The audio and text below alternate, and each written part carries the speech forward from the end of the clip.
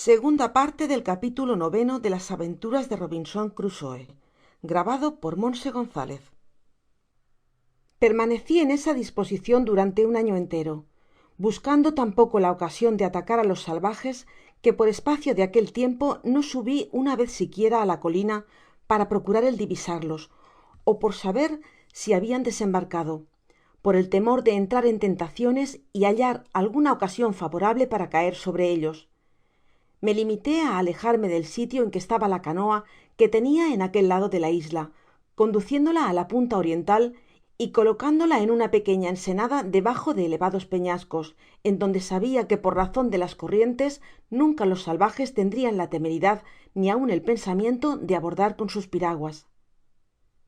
Con la canoa me llevé todos los aparejos que había dejado en ella, es decir, el mástil, la vela y a lo que yo daba el nombre de ancla, aunque no fuese ni ancla ni cloque, pero que únicamente me servía para amarrar la canoa o asegurarla, que era mi objeto. En fin, hice desaparecer hasta la menor apariencia de embarcación y de habitación humana en la isla. Viví en adelante más retirado que nunca, no saliendo más que para lo preciso, a saber, para ordeñar mis llamas y cuidar a mi pequeño rebaño del bosque, que cerrado y oculto por el lado de la costa estaba enteramente fuera de peligro, pues los salvajes que llegaban a la isla no venían con la intención de buscar nada, por lo cual nunca se separaba de la costa, y no tengo ninguna duda que después que la aprensión de su llegada me había hecho tan circunspecto, hubiesen vuelto muchas veces como antes. No podía pensar sin estremecerme en la situación terrible en que me hubiera encontrado si hubiese dado con los salvajes cuando llegué a la isla o un poco tiempo después. Entonces estaba desarmado. No tenía para mi defensa más que una sola escopeta cargada con perdigones. Recorría entonces toda la isla en busca de alguna caza. ¿Cuál hubiera sido mi terror si en vez de una sola huella de un pie humano hubiese visto 15 o 20 salvajes que me habrían perseguido, alcanzado bien pronto por la velocidad extraordinaria de su carrera? Estos pensamientos me hacían algunas veces mucho mal, y oprimían mi alma hasta tal punto que en mucho tiempo no podia recobrar la calma cuando pensaba en lo que hubiera sido de mí entonces. No solamente no hubiera podido resistirles, sino que no habría tenido la suficiente presencia de espíritu para usar de mis medios de defensa, muy superiores a los que tenia luego, gracias a mis precauciones. A fuerza de pensar en todo esto, llegué a ponerme melancólico, y muchas veces los accesos me duraban largo tiempo. Por último, traté de poner mi confianza en la providencia, que me habia salvado de tantos peligros desconocidos y de tantas desgracias, de las cuales hubiera sido yo incapaz de librarme ignorando hasta su existencia. Todo eso renovó en mi alma esta reflexion que habia hecho con frecuencia, cuando empecé a reconocer las misericordiosas disposiciones del cielo con respecto a los peligros que nos rodean en esta vida. ¿Cuántas veces no somos milagrosamente salvados sin saberlo? ¿Cuántas veces llega un momento, como vulgarmente se dice, que estamos en la balanza vacilando si iremos por un camino o por otro? Un motivo secreto nos dirige hacia uno cuando nuestra inclinación, nuestro interés, quizás, nos impelen a tomar el otro. Nos sentimos arrastrados por un extraño impulso cuya causa nos es desconocida, como el poder que nos lo envía, y reconocemos al momento que si hubiésemos tomado la direccion que nuestra opinion nos representaba como la mejor, hubiésemos caminado a nuestra perdicion. Por consecuencia de esas reflexiones y de algunas otras, me propuse seguir constantemente las órdenes de ese poder desconocido, siempre que estuviese incierto sobre el partido que debia tomar, aun cuando en aquel momento ninguna razon apoyara aquel impulso secreto. Podia citar muchos ejemplos de las consecuencias de esta conducta en todo el curso de mi vida, pero sobre todo en la última parte de mi estancia en la isla, sin contar muchas circunstancias a las cuales hubiera prestado mas atencion si las hubiese considerado del mismo modo que las examinaba actualmente. Pero para aprender nunca es tarde, y yo no puedo hacer mas que invitar a todo hombre prudente, cuya vida esté expuesta como la mia á accidentes extraordinarios y aun á las mas comunes vicisitudes, á no despreciar semejantes advertencias de la providencia o de cualquiera inteligencia invisible que se le atribuya.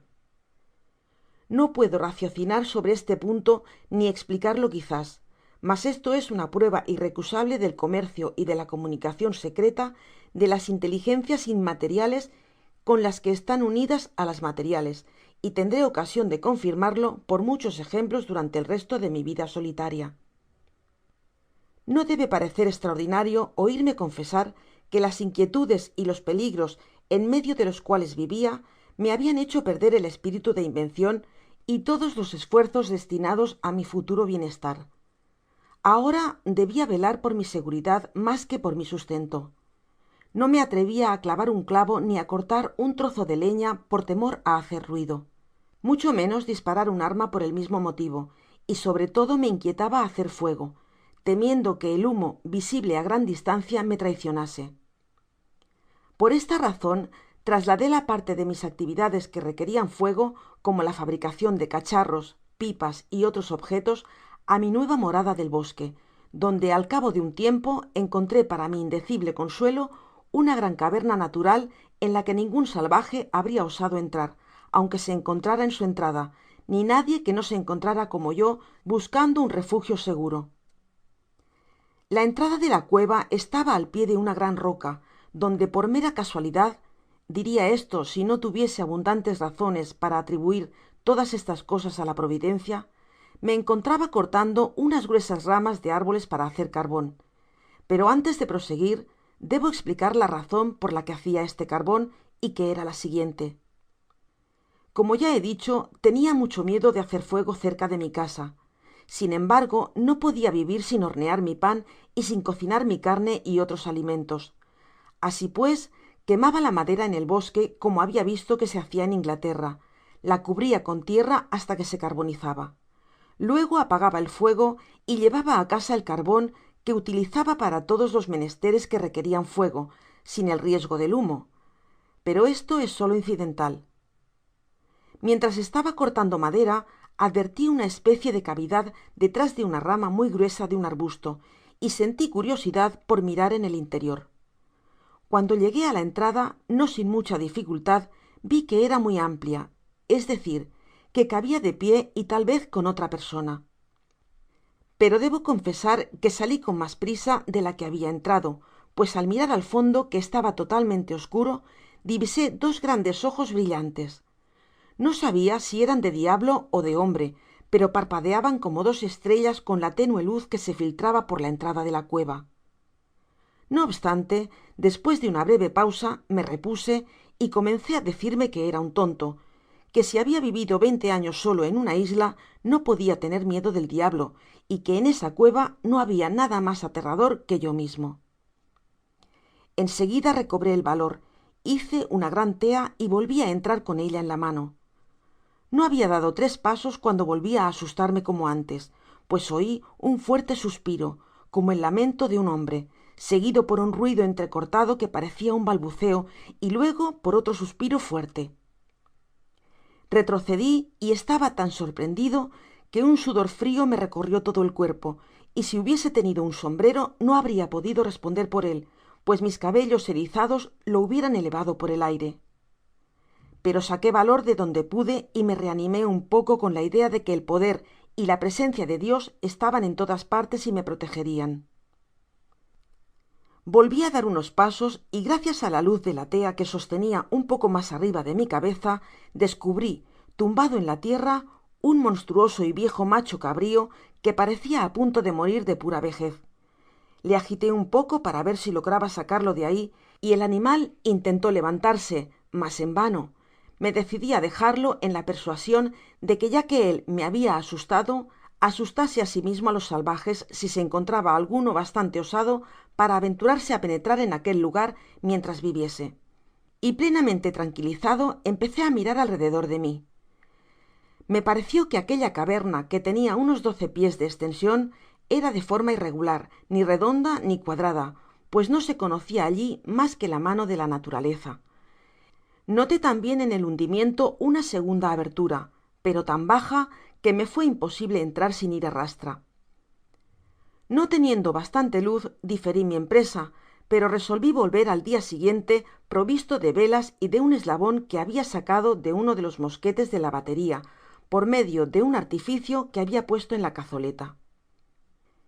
En su consecuencia volvi al dia siguiente pertrechado de 6 grandes velas de mi fábrica, pues las hacia ya escelentes con grasa de llama.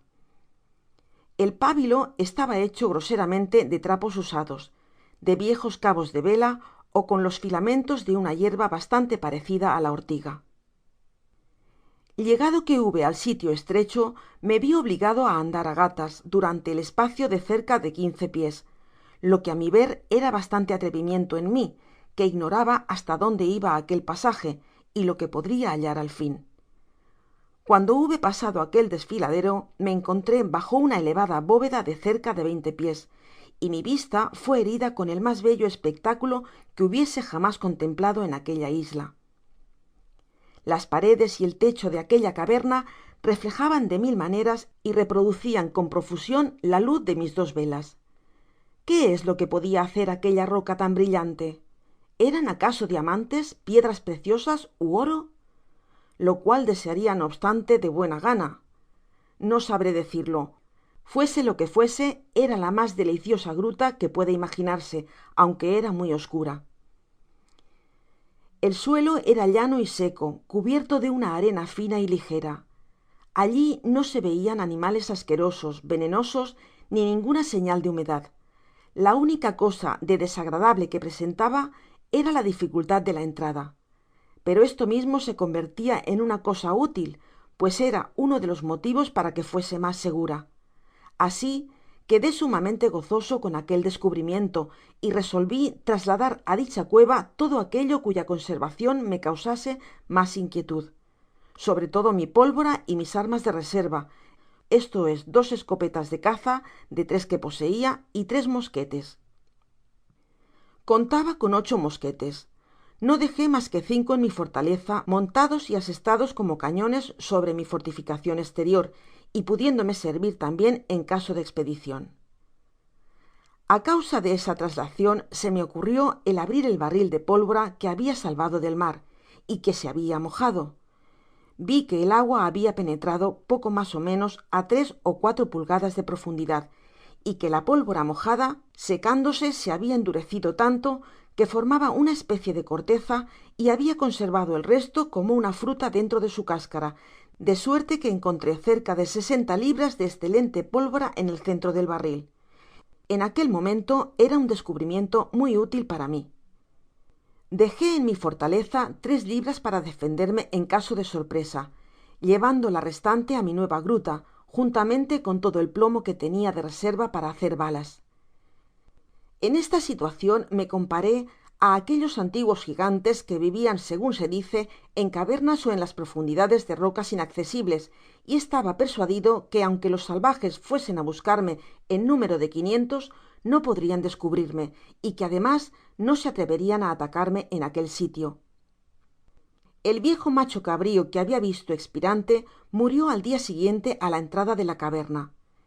Me pareció mejor, en lugar de sacarlo fuera, el hacer una excavacion en la gruta misma, en donde lo enterré á la mayor profundidad, á fin de que el hedor no me incomodase. Hacia ya 23 años que residia en la isla y estaba tan acostumbrado á mi manera de vivir que sin el temor á los salvajes hubiera accedido de buena gana á pasar en ella el resto de mi vida, aunque debiese morir en la caverna como el viejo macho. Habiame proporcionado tambien algunas distracciones y diversiones que me hacian pasar algunos ratos mas agradables que antes. Primero enseñé á hablar á Poll, mi papagayo. Articulaba tan distintamente y su lenguaje era tan familiar que me causaba un placer extraordinario. Creo que ningún pájaro haya podido hablar mejor. Conmigo estuvo 26 años, ignorando cuántos viviria despues, pues he oido decir en el Brasil que dichos animales viven cerca de un siglo. Mi perro me fué muy útil y muy fiel amigo por espacio de 16 años, despues de los cuales murió de vejez. Mis gatos se habian multiplicado de tal modo que me habia visto obligado á matarlos á tiros para impedir que me lo devorasen todo segun tengo dicho. Cuando murieron los primeros que habia salvado del buque, me vi precisado a ahuyentar á los demas, no dándoles de comer, y fueron á parar al bosque, llegando á hacerse salvajes, excepto 2 ó 3 favoritos, los cuales habia tenido cuidado de criar desde pequeñitos y que formaban parte de mi familia. Además, tenia siempre á mi alrededor 2 ó 3 llamas que estaban acostumbradas á comer de mi mano, y otros 2 papagayos que pronunciaban mi nombre, pero no con la perfeccion que mi poll. Es verdad que no me habia tomado tanto trabajo para enseñarlos. Habia domesticado tambien algunas aves acuáticas, cuyo nombre ignoraba, las que habia cogido en la playa, y despues las habia cortado las alas. Anidaban y ponian sus huevos en la espesura del bosque formado por los pies que habia plantado, y que eran ya corpulentos árboles, lo que era muy conveniente para mí. Por último, repito, que hubiera estado sumamente gozoso con aquella vida si hubiese podido desechar el miedo que me inspiraban los salvajes, mas el cielo lo tenia dispuesto de otro modo, y quizás no sea inútil para todos los que lean mi historia al hacerles observar cuántas veces en el curso de nuestra vida sucede que el mal que procuramos evitar y que nos parece tan terrible cuando ya lo tenemos encima, viene á ser la única áncora de salvacion, el único recurso para salir de trabajos. Podria citar muchos ejemplos en el transcurso de mi vida extraordinaria, pero sobre todo en los últimos años de mi residencia en aquella desierta isla. Era el 23 de diciembre del año 23 de mi confinamiento, en la época del solsticio austral, pues no puedo llamarle solsticio de invierno. Como era la estacion de la cosecha, me veia precisado a salir casi todos los dias. Una mañana, poco antes de salir el sol, vi con sorpresa en la playa, cerca de 2 millas de donde yo me hallaba, el resplandor de un gran fuego hacia la punta de la isla, en donde habia ya percibido las huellas de los salvajes. Mi grande afliccion era porque estaban hacia el mismo lado en donde tenia mi morada. A su vista se apoderó de mí tal espanto que me quedé estático, sin atreverme a salir de mi bosquecillo por miedo de ser sorprendido, y aun no me consideraba tranquilo. Temia que mi grano segado ó alguna de las obras de agricultura descubriese á algun salvaje que corretease por la isla que ésta estaba habitada, porque entonces no descansarian hasta encontrarme. Con este recelo me refugié á la fortaleza, y habiendo dado á todo un aspecto tan agreste y natural como me fué posible, llevé en pos de mí la escalera. Sin embargo, hice mis preparativos de defensa, cargué los mosquetes montados sobre mis nuevas fortificaciones y todas las pistolas, resuelto á tener á raya al enemigo hasta el último extremo. No olvidé invocar á la divina providencia, rogándole que me librase de aquellos bárbaros. Permaneci en esta posicion cerca de 2 horas, muy impaciente por saber lo que pasaba fuera, pero no tenia ningun espía para mandarle practicar un reconocimiento. Despues de una larga indecision sobre el partido que debia tomar, no pude resistir al deseo de ir á ver si podia descubrir algo. Subi á una especie de plataforma que habia en la cima del peñasco con la ayuda de mi escalera, la cual recogia á medida que iba subiendo, á fin de que me sirviese de nuevo, y por último llegué á la cumbre. Entonces, echando mano de mi anteojo que habia tenido cuidado de llevar conmigo, me eché boca abajo y miré con direccion á la playa. Vi 9 salvajes sentados alrededor de una hoguera, no con objeto de calentarse, pues hacia un calor excesivo, sino como yo suponia para prepararse á algun horrible festin de carne humana que ellos hubiesen traido. Tenian 2 canoas que habian alado sobre la arena, y como entonces era el momento del flujo, me parecia que esperaban el reflujo para volverse. Es difícil imaginar el susto que me causó al principio su presencia en aquel lado de la isla, pero cuando consideré que su desembarco tenia siempre lugar en el instante del flujo, me tranquilicé un poco y calculé que podia salir en el momento del reflujo sin peligro alguno, con tal de que no hubiese descubierto á nadie en la playa antes, observacion que me hizo continuar mi recoleccion con la mayor tranquilidad. Sucedió efectivamente lo que yo habia conjeturado. Desde que la marea empezó á bajar, vi que los salvajes se metian en sus canoas y se alejaban á fuerza de remos. Olvidaba decir que 1 hora antes de embarcarse estuvieron bailando, y que con mi anteojo pude distinguir hasta sus posturas y ademanes. Vi tambien que iban enteramente desnudos, pero no distingui si eran hombres ó mujeres. Luego que divisé que se habían embarcado, salí con 2 escopetas sobre mis espaldas, 2 pistolas en mi cintura, mi largo sable sin vaina al costado, y con toda la ligereza posible corrí a la colina, desde donde había visto los salvajes la vez primera. Tardé 2 horas en llegar, pues no podia caminar á prisa cargado como iba de armas, y estando allí observé que tambien en aquel lado habian alado 3 piraguas, y ciertamente mirando el mar las distingui que se dirigian con las otras hacia el continente. En seguida bajé á la playa y un horroroso espectáculo se presentó á mi vista. Este era los restos de su infame festin, huesos, sangre y desperdicios de carne humana que habian devorado en medio de la alegria y de los juegos.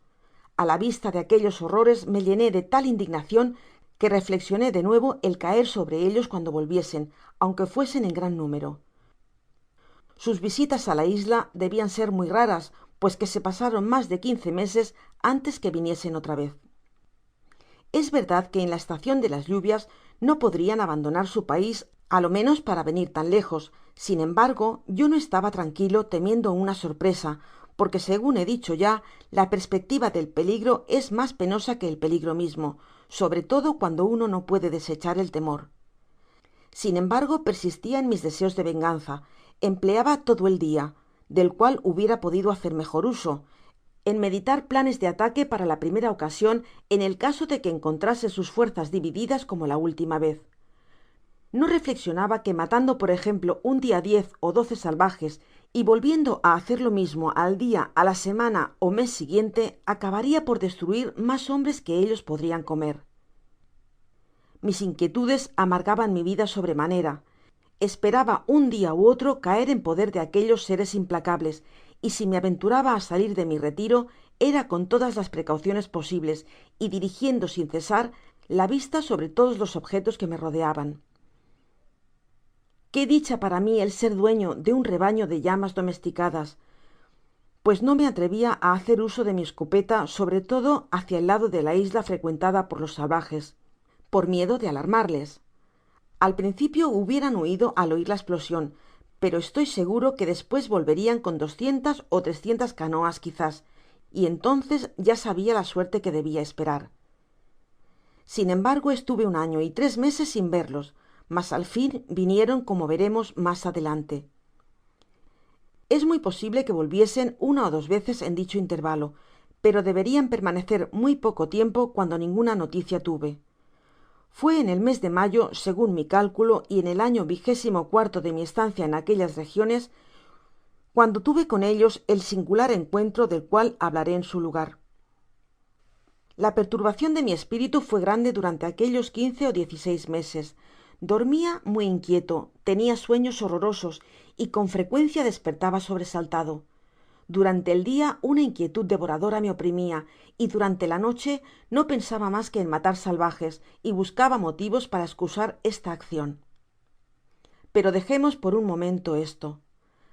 Hacia mediados del mes de mayo hizo todo el dia un viento impetuoso, acompañado de relámpagos y truenos, y seguido de una noche espantosa. Estaba leyendo en la biblia y hacia grandes reflexiones sobre mi situacion, cuando fui sorprendido por un ruido parecido á un cañonazo tirado en el mar. Esta sorpresa fué muy diferente de las que me habian sobrecogido hasta entonces, y me sugirió pensamientos muy diferentes. Salí con precipitacion y en un momento, apoyando mi escalera en el peñasco, subi á la plataforma de que ya tienen noticia mis lectores. En este instante una súbita claridad me anunció un segundo cañonazo que oi en efecto como medio minuto despues. El ruido parecia venir del otro lado del mar, en el cual habia sido arrojado por las corrientes mi chalupa. Juzgué al principio que seria algun buque que estuviese en peligro y que daba la señal de apuro para pedir socorro á alguna otra embarcacion que navegaba de conserva con él. Al momento reflexioné que si yo no podia prestarle ningun auxilio, quizás él podria dármelo. En su vista, recogiendo toda la leña seca que pude, la subi á la colina e hice una grande hoguera. La leña estaba efectivamente tan seca que no obstante la violencia del viento se inflamó, y tuve la certeza de que la embarcacion, si verdaderamente lo era, debia distinguir el fuego. Sin duda fué así, porque apenas brilló la llama cuando oí un tercer cañonazo seguido de otros muchos, siempre hacia el mismo lado. Conservé el fuego toda la noche y cuando ya fué de dia y el cielo se habia despejado, descubrí algo en el mar al este de la isla. Era una vela ó cosa parecida, lo cual no pude distinguir bien á pesar de mi anteojo. La distancia era muy grande y el tiempo todavia no estaba muy bueno, á lo menos en el mar. Tuve constantemente fija todo el dia la vista de aquella direccion y viendo que el objeto no cambiaba de sitio, calculé que seria algun buque anclado. Deseoso de satisfacer mi curiosidad, como no puede menos de pensarse, tomé la escopeta y me dirigi á la parte meridional de la isla, al pié de las rocas adonde las corrientes me habian conducido años antes. Trepé á la cima mas elevada y habiéndose serenado completamente el tiempo, vi distintamente con grande afliccion el casco de un buque que habia venido á arrojarse durante la noche sobre los escollos ó rocas que estaban á flor de agua, que yo habia notado cuando mi escursion en la canoa y que motivaban aquel remolino ó contracorriente que me salvó del mayor peligro que he corrido en mi vida. Lo que salva á uno puede ser quizás la pérdida de otro, porque es muy fácil creer que la tripulacion, no teniendo ningun conocimiento de aquellos peñascos enteramente escondidos debajo del agua, serian arrastrados durante la noche por un fuerte viento este noreste. Si hubiesen divisado la isla, lo cual no puedo suponer, habrian regularmente probado el saltar á tierra con la chalupa. Los cañonazos que habian disparado, probablemente al ver mi hoguera, me dieron mucho que pensar. Tan pronto creia que habiendo visto la luz se habrian trasladado á su bote con el objeto de llegar á tierra. Tan pronto imaginaba que podian haber perdido su chalupa, lo que sucede con frecuencia, sobre todo cuando las olas entran en la embarcacion. Los marineros se ven obligados ellos mismos á hacerla pedazos ó á arrojarla al mar, o bien que los buques que iban de conserva, advertidos con las señales de la embarcacion, habrian salvado la tripulacion. Otras veces, por último, reflexionaba que acaso estarian metidos en la chalupa y que, dominados por la misma corriente que me habia arrastrado, habrian sido arrojados al seno del vasto océano, en donde no tendrian otra esperanza que la muerte, ó se verian quizás reducidos á devorarse los unos á los otros. Mas como esto no eran mas que conjeturas, no podia en mi posicion mas que afligirme de la desgracia de aquellos infortunados y lamentarme de su suerte. Todos esos pensamientos me hacian estar mas reconocido á Dios, cuya providencia habia tan maravillosamente velado sobre mi existencia deplorable, y habia permitido que de 2 tripulaciones perdidas en aquella costa fuese yo el único á quien habia salvado. Esto me hizo tambien considerar que Dios no nos coloca en una posicion tan mala que no debamos aun darle gracias, pues podemos aun encontrar muchos seres mas desgraciados que nosotros. Era muy probable que no se hubiera salvado ni una sola persona de aquella tripulacion, á menos que no hubiese sido recogida por otro buque que navegase de conserva con el suyo. Mas como no veia ninguna apariencia de acontecimiento tan feliz, no era mas que una simple presuncion mia. No encuentro palabras bastante enérgicas para espresar los ardientes deseos de mi alma á la vista de aquellos restos del buque. Dios mio, exclamé, haced que uno ó dos, ó á lo menos uno solo se haya salvado, á fin de que tenga un compañero, uno de mis semejantes con el cual poder hablar y pasar mi vida. Jamás en el largo transcurso de mi vida solitaria habia deseado tanto la sociedad y habia sentido tanto su falta. Cuando ciertos resortes secretos de nuestras pasiones son puestos en juego por un objeto visible acarreado por el poder de la imaginacion, sus impulsos arrastran el alma hacia aquel objeto con tal fuerza que la ausencia llega á ser insoportable. Tal era mi anhelo ferviente por la conservacion de uno solo de aquellos hombres. Creo que repeti 1000 veces: oh, que uno solo haya escapado. Al pronunciar estas palabras mis sentimientos eran tan vivos que mis manos se retorcian, mis dedos se crispaban hasta el punto de romper todo lo que hubiese tenido entre ellos, mis dientes rechinaban y se apretaban unos contra otros con tanta violencia que permaneci algun tiempo antes de poder separarlos. Que expliquen los fisiólogos semejantes fenómenos, yo me limito á exponer el hecho como fué en sí, del cual yo mismo me sorprendi sin poder comprenderlo, y que sin duda era motivado por la violencia de los deseos que representaban tan vivamente á mi imaginacion el consuelo que hubiera experimentado con la compañia de uno de mis semejantes. Mas este no era el parecer del destino de aquellas ni el mio, pues que hasta el último año de mi morada en la isla ignoré si alguno se habia salvado de aquel naufragio. Solamente algunos dias despues tuve el dolor de ver sobre la arena á la estremidad de la isla cerca del buque naufragado el cuerpo de un grumete ahogado. Su traje consistia en una chaqueta de marinero, unos pantalones de lienzo blanco abiertos hasta la rodilla y una camisa azul. Me fué imposible adivinar de qué nacion podia ser. En sus bolsillos no tenia mas que 2 piezas de a8 y una pipa de un valor mayor para mí que el dinero. Sin embargo, el mar estaba en completa calma y tenia grandes deseos de aventurarme a salir con mi piragua con el objeto de visitar la embarcacion, seguro de que encontraria en ellas cosas útiles. Otra razon me decidia todavia mas.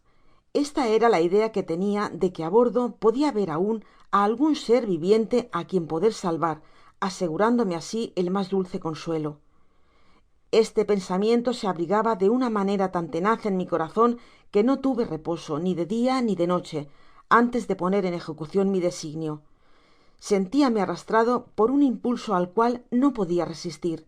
Era demasiado poderoso para no creer que venia del cielo y que seria culpable si lo rechazaba. Dominado por esta impresion, volvi apresuradamente á mi fortaleza con el objeto de prepararlo todo para mi viaje.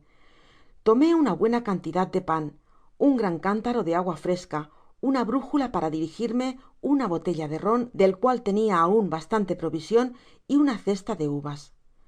Cargado de todo lo que podia serme necesario, me dirigi á mi canoa. Vaciando el agua que tenia dentro, la boté al mar y deposité mi carga. Volvi en seguida á mi habitacion á tomar otra, á saber, un saco de arroz, el quitasol para ponerme al abrigo tanto de la lluvia como del sol, otro cántaro de agua y 2 docenas de panes ó tortas de cebada, finalmente una botella de leche de llama y un queso. Puesto todo esto, no sin mucha pena y trabajo en mi canoa, rogué á Dios que dirigiese mi viaje y me puse en camino. Remé á lo largo de la costa y llegué á la punta que estaba á la estremidad noreste. Allí era necesario decidirse á lanzarse en el océano.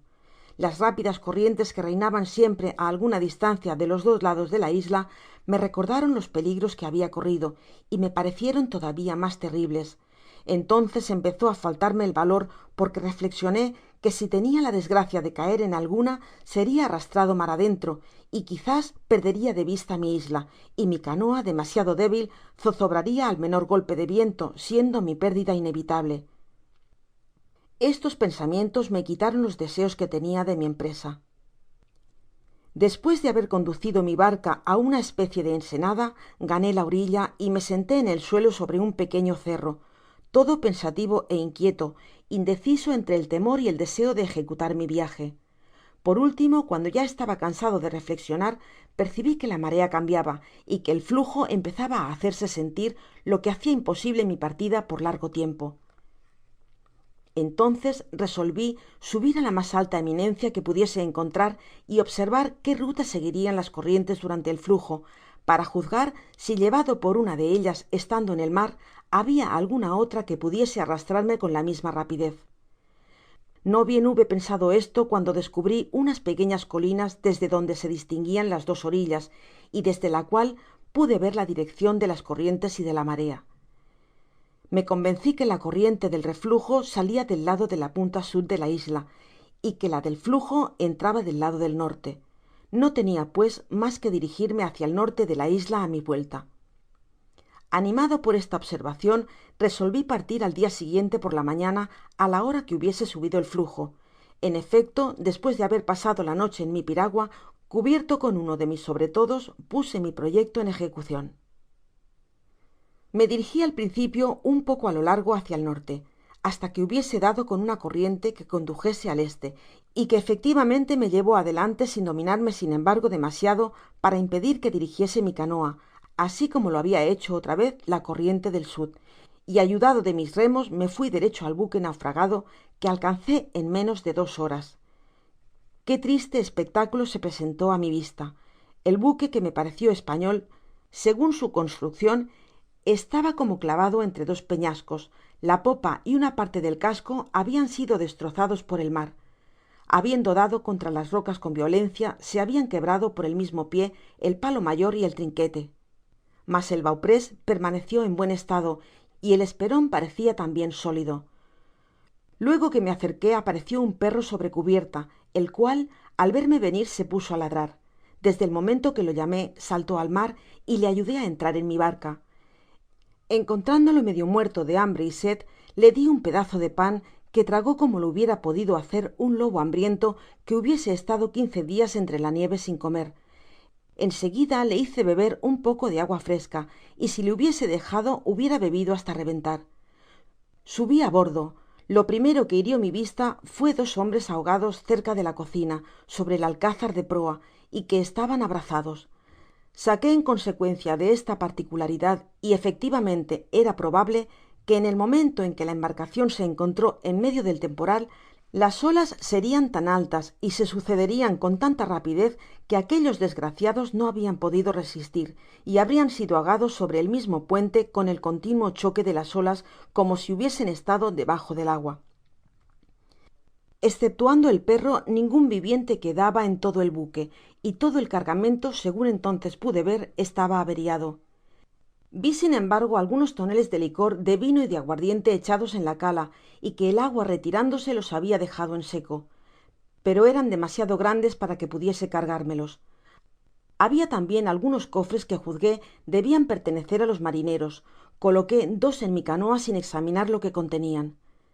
Si en lugar de la popa se hubiese destrozado solo la proa, estoy persuadido que hubiera hecho un escelente viaje, pues á juzgar por lo que habia dentro de los cofres era de presumir que el buque iba cargado de muchas riquezas. Segun la ruta que llevaba, suponia que debia haber sido flotado en Buenos Aires o en el Rio de la Plata, o en la América del Sud, al otro lado del Brasil, o en la Habana o en el Golfo de México, y de allí quizás para España. Sin duda alguna aquella embarcacion encerraba grandes tesoros perdidos para el mundo. En cuanto á su tripulacion, ignoraba lo que habria sido de ella. Además de los 2 cofres, encontré un pequeño barril que contenia cerca de 80 litros de licor. Lo deposité con mucho trabajo en mi canoa. Vi en la cámara muchos mosquetes y un gran frasco de pólvora, que contendria unas 4 libras. Los mosquetes no podian servirme, pero me llevé el frasco de pólvora. Tomé tambien unas tenazas y una pala, de lo cual tenia gran necesidad, así como 2 calderos de cobre, unas parrillas y una chocolatera. Luego, así cargado y acompañado del perro, partí viendo venir la marea que debia conducirme á la isla, a donde llegué muy fatigado y molido de mi viaje, siendo la 1 de la madrugada. Pasé lo restante de la noche en mi canoa y por la mañana resolví trasladar lo que habia adquirido á mi nueva gruta y no á mi fortaleza. Despues de haber reparado mis fuerzas, desembarqué mi cargamento y me puse á examinar cada cosa en particular. El barril contenia una especie de ron bien diferente del que se bebia en el Brasil, y de un gusto poco agradable, mas en los cofres encontré muchas cosas preciosas para mí. Por ejemplo, en el de uno una pequeña caja de una forma extraordinaria, llena de escelentes cordiales, frascos que podian contener cerca de 3 litros cada uno, teniendo los tapones guarnecidos de plata. Vi tambien 2 botes de exquisito dulce, tan bien cerrados que el agua no habia podido deteriorar, y otros 2 que estaban completamente echados á perder. Habia muy buenas camisas y 1/2 de pañuelos blancos y corbatas de color. Los pañuelos vinieron perfectamente, pues nada podia serme mas agradable que enjugarme el rostro en los grandes calores. Cuando llegué al fondo del cofre encontré aun 3 talegos de piezas de á 8, que contendrian unas 1100 piezas entre todo, y además 6 doblones en oro en un papel, y algunas pequeñas barras de oro que pesaban cerca de 1 libra. En el otro cofre habia algunos vestidos de poco valor. Juzgaba que habian pertenecido al oficial de artilleria, aunque no hallé mas que 2 libras de pólvora muy fina, encerrada en 3 frascos y conservada probablemente para tirar á los pájaros. En suma, saqué poco provecho de este viaje, pues con respecto al dinero no podia hacer uso de él. Por consiguiente lo tenia en la misma estima que el barro de mis zapatos. Hubiera dado de buena gana todo aquel oro en cambio de 3 ó 4 pares de medias e igual número de zapatos ingleses, de los cuales me veia obligado hacia mucho tiempo a pasarme sin ellos. Cogí, es cierto, 2 pares de 2 marineros ahogados y encontré otros 2 pares en uno de los cofres, de lo cual me alegré mucho, pues nada valian en comparacion de nuestros zapatos ingleses, ni por su comodidad ni por su duracion. Eran mas bien lo que llamamos comunmente escarpines. En el segundo cofre encontré por valor de 50 piezas de a 8 en reales de plata, pero nada de oro. Entonces calculé que pertenecia á un hombre rico, mientras que el primero me pareció ser el de algun oficial. Sin embargo, conduje el dinero á mi gruta y lo dejé juntamente con el que habia sacado de nuestro buque. Era una desgracia grande, segun he dicho, que la otra parte del barco español no hubiese sido accesible. Hubiera podido sacar dinero suficiente para cargar muchas veces mi chalupa, conservándolo en mi gruta con la esperanza de llevármelo si alguna vez volvia á Inglaterra. Despues de haber puesto en seguridad todo lo que habia desembarcado, volvi á mi canoa y la conduje remando á su rada ordinaria. Dirigime con prontitud á mi morada, en donde lo encontré todo tranquilo y ordenado.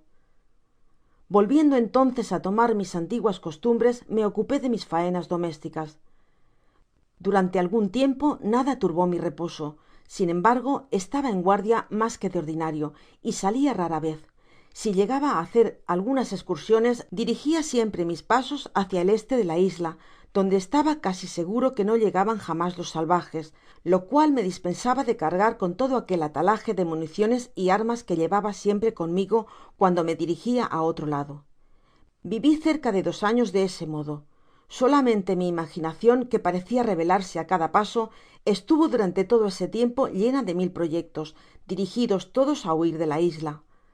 Algunas veces queria hacer alguna nueva visita al buque naufragado, aunque mi razon me demostrase que no encontraria nada que pudiese compensar los peligros de tal viaje.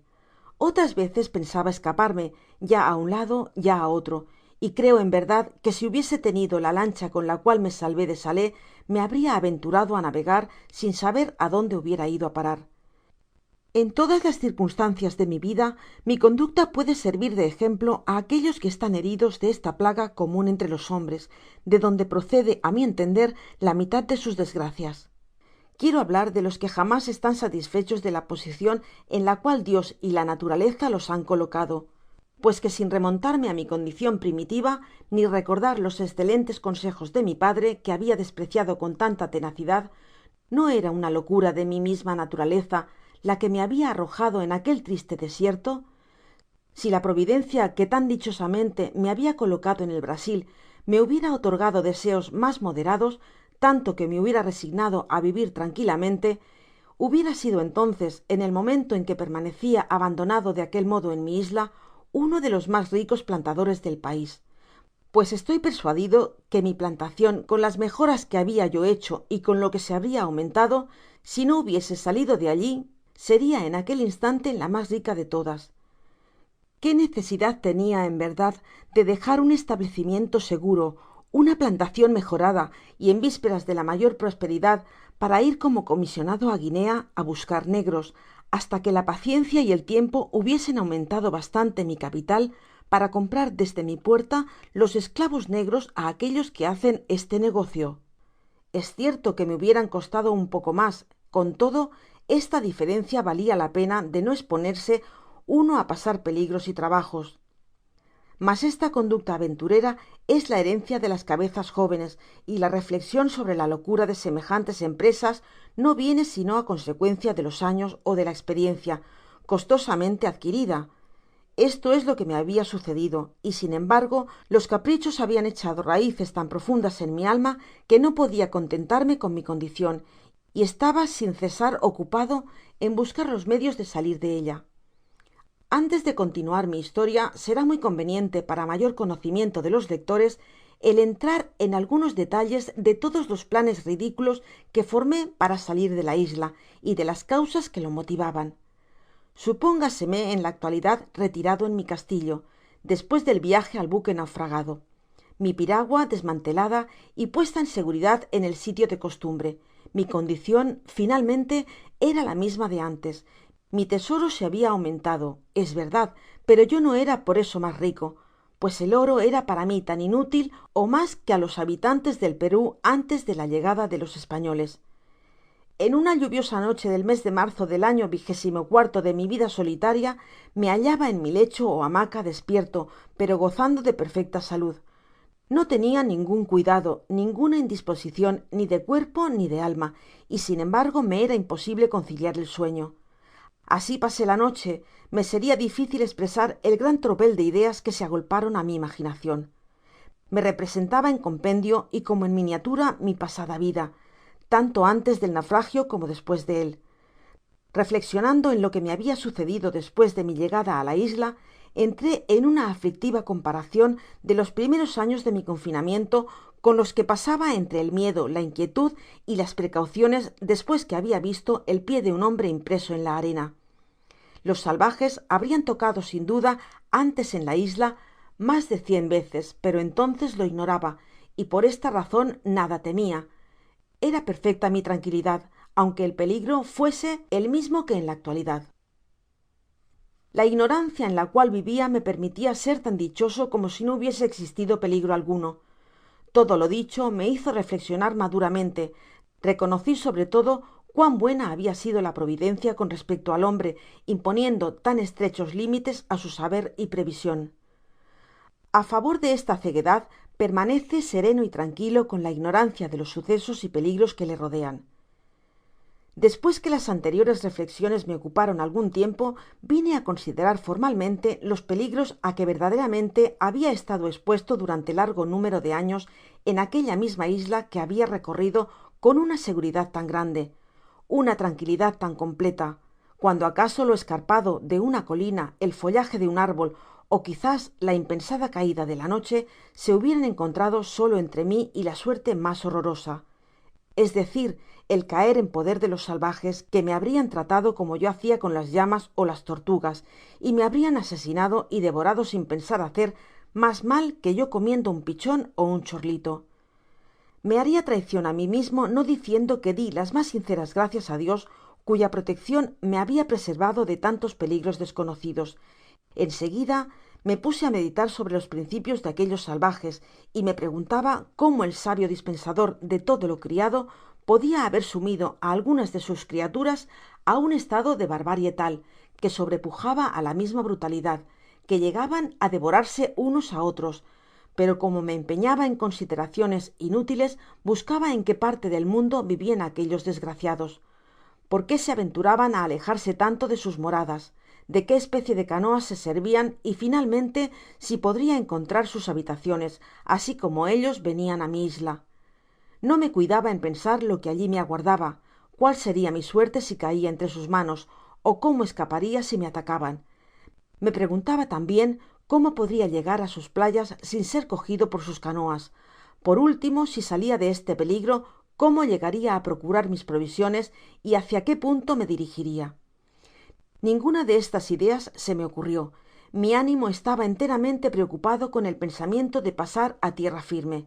Juzgaba mi posicion actual tan desgraciada que no creia poder encontrar nada mejor que la muerte. Esperaba por otra parte hallar socorro, dirigiéndome al continente costeando la ribera como habia hecho en África, hasta que descubriese una tierra habitada en donde me quisiesen acoger. Además, podia tener la suerte en mi travesia de dar con algun buque cristiano que me recogiese á bordo. En fin, poniéndome en lo peor, no podia hallar mas que el término de todas mis desgracias.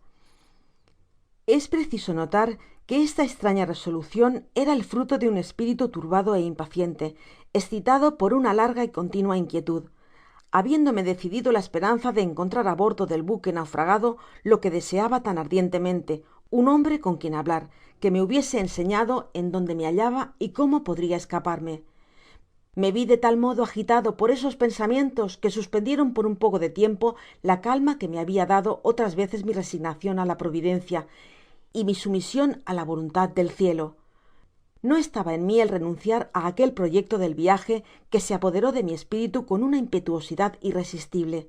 Durante 2 horas fui arrastrado con tanta violencia por aquella pasion que mi sangre hervia y mi pulso latia como si hubiese tenido la fiebre mas ardiente.